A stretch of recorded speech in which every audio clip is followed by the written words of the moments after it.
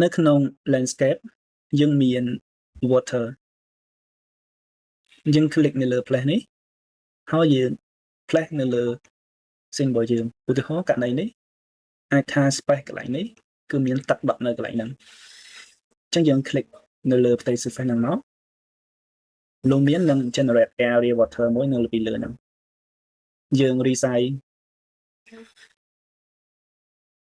water ឲ្យ fit ជាមួយនឹង area របស់យើងហើយយើង move ផ្ទៃ water ហ្នឹងចុះក្រោមបន្តិច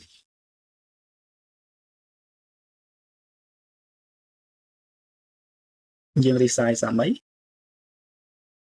យើងអាចដាក់វាឲ្យហៀមកខាងក្រៅបន្តិចធ្វើយ៉ាងណាកុំឲ្យវាចេញមកអញ្ចឹងយើងអង្គឡើងវិញបន្តិច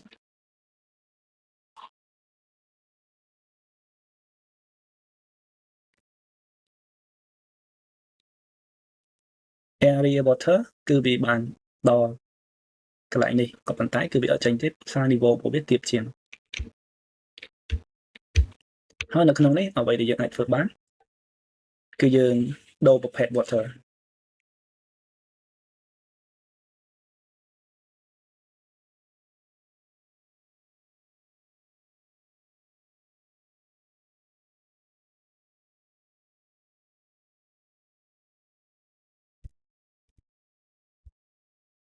អញ្ចឹងយើងអាច create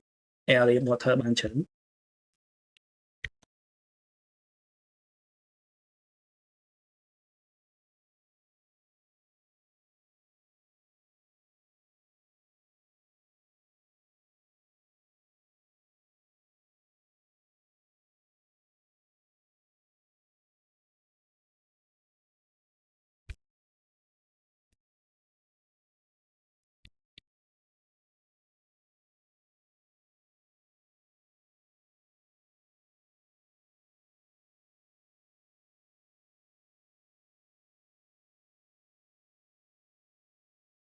ហើយយើងអាចលុបចោលវិញបាន